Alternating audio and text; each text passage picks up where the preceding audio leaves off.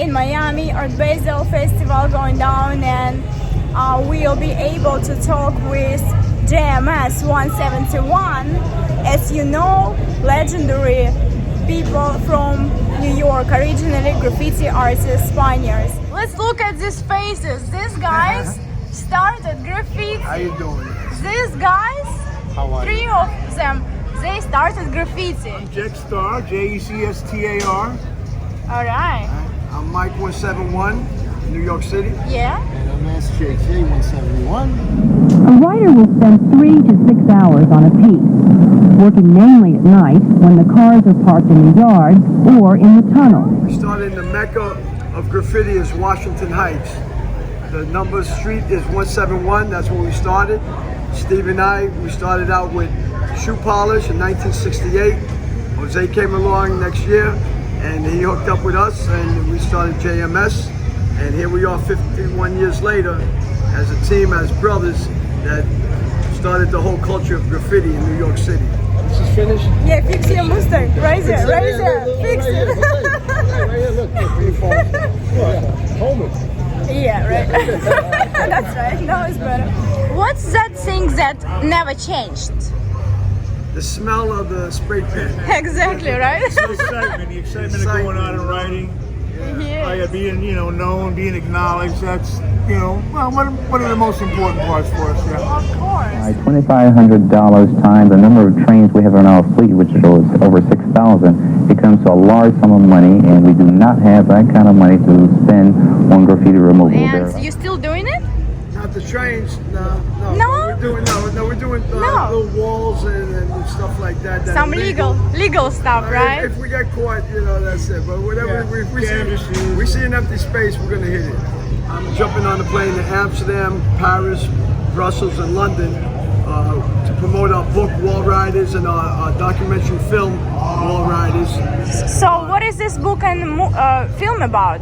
It's the Bible of graffiti. It's the holy grail of the knowledge of how we started as children, as kids, at 12 years old in 1968, using white shoe polish, writing our names on walls, and Steve being the first photographer to document all the graffiti that we were part of, which is in the museum here in Miami. We're also planning to show our film, and we're getting subtitled in French and different languages to try to get into like Germany, Greece, and places. And Russia, of course. Love to go. What's your opinion about graffiti art? I'm talking about street art. Is it still like that before, Still or has that something feeling, changed? For me, before Jose speaks, it's like, we went out there and we had to watch our backs and everything for police and the owners of the property. Now people can just go ahead and do it with permission. So they got all the time in the world to show their talent, their artistic talent, spray painting and putting designs and 3D. So it's all what we did. We were pioneers. We made a path so others could follow. And art is from the heart. So whichever way you can express yourself through music or art and painting, this is what it's about. And this is what we did. We lit the torch, we found the way, and now we're passing the torch on to the younger generations to carry on the meaning of art, life itself. Enjoy life because it's just one quick journey. You're born, you live, you die. So while we're here, let's enjoy our company together. White, black, green, yellow, whoever, and we're all the same. Enjoy life, have love and peace within our hearts. We're trying to take like guns and drugs out of kids' hands and put a marker or spray can or a guitar and music. Learn to get the artistic feelings out of themselves. So that's our mission, and that's what we're trying to pass on in our message to people.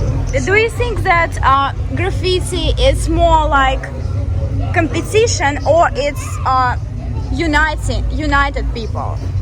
I feel more It really depends. I mean, sometimes I like it for it to be united because everybody learns from each other.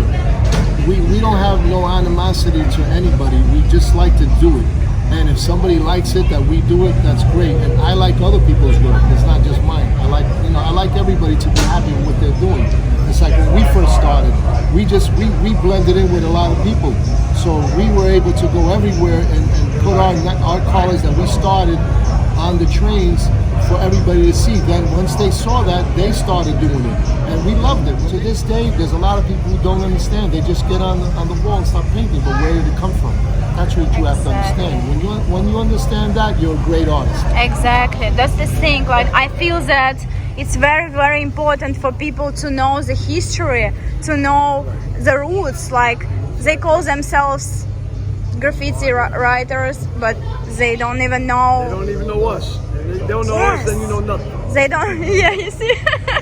Over 40,000 years ago, in Iraq, in Iran, Babylon, everything, there was the writings on the wall, the Egyptians and all that, hieroglyphics and all that. So all that was there, you know, the cavemen and all that before that, you know. So that's where graffiti came from, the Latin word, Greek word of graffiti. And after what became popular was Kilroy was here. Even when I was a kid, I used to see that Kilroy. I said, who is that? And I got excited about seeing that, you know, because there's just one name all over the place. So that kind of stuck in my mind too. When we looked at papers and stuff, we never knew who's writing on the wall at that time at different locations. Like Cornbread started in Philadelphia. We didn't know he was writing there because we didn't look at, you know, we didn't have radios or telephones and say, hey, Cornbread, you know, this guy's writing over there. We didn't know anything. So we just started writing on our own neighborhoods. When a kid starts scribbling his name on the subways, he's called a toy. And the alias he chooses as his signature is called his tag.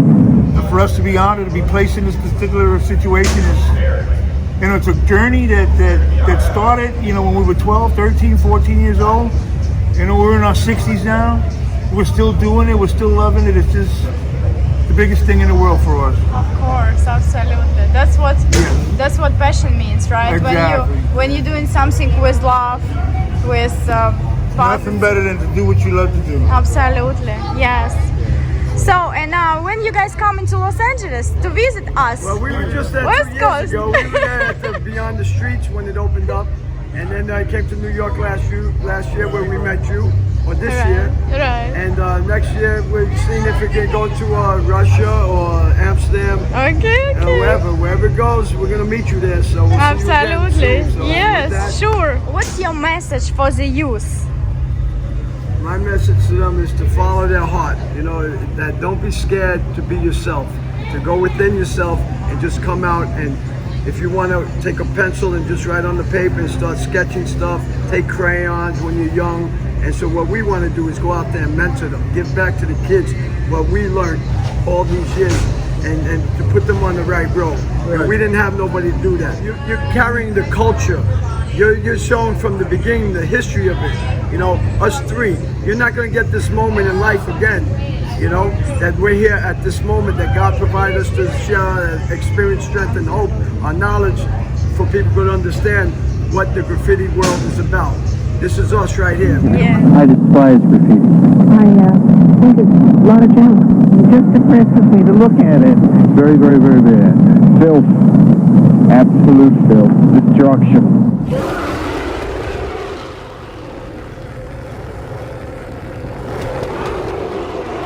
I'm not happy with the way they're doing it as far as going into the yards and hiding and working at night and so forth. But I am happy that they did it. I love it.